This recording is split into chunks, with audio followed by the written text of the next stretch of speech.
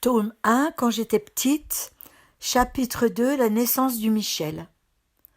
C'était toute une affaire d'accoucher à cette époque. Il n'y avait pas de téléphone. À chaque accouchement, le papa devait aller chercher la sage-femme avec le cheval et la carriole. Mais alors, si c'était en hiver? Pour la naissance du Michel, l'aîné, ça a été toute une équipée. Le papa nous l'a raconté tant et tant de fois à la veillée. Il avait neigé pendant 3 jours et 3 nuits, sans arrêt, des gros flocons serrés qui ont tout recouvert, les pâtures, les murgées de pierres sèches, les sapins noirs, les tas de fumier, hauts comme des chambres, et les pans de toit des fermes. Tout était blanc, même les fils barbelés et les falaises des rochers du Cerf. Le papa appelait devant la porte pour ouvrir un chemin qui n'allait nulle part. La couche de neige dépassait les fenêtres. À la cuisine, on ne voyait plus jour. Les bêtes ne sortaient plus, et les gens non plus. On passait du poêle à l'écurie, puis de l'écurie au poêle.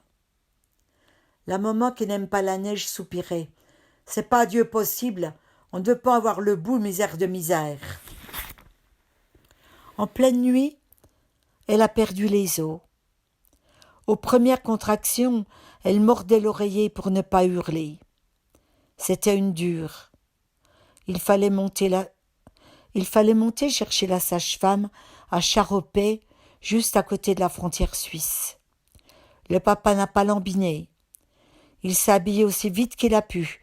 Le pantalon en velours, le panté de la chemise dans le pantalon, rabattu entre les cuisses, la ceinture de flanelle enroulée 4 fois autour de la taille, les bandes moltières autour des mollets, les pattes à bottes découpées dans un drap usé, son pull en laine et enfin la grosse blouse de toile bleue, la biaude.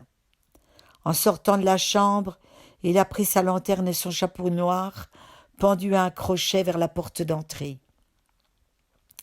Il a foncé à l'écurie, harnaché la jument Gazelle qui dormait debout.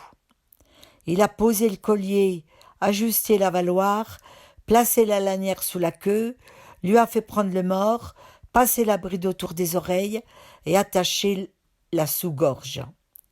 Il a jeté la bâche qu'il a fixée au collier. Ça faisait au cheval comme une corne plantée sur l'encolure. Une deuxième tête sur le dos. Avec l'habitude, les mains du papa travaillent toutes seules, sans penser à ce qu'il fait. Pour ouvrir un chemin, il a accroché une bouille de lait derrière la gazelle. La jument est entrée dans la neige sans broncher. Elle en avait jusqu'au ventre. Elle a forcé un passage, le cou tendu, le poitrail en avant, comme un bateau dans une mer blanche.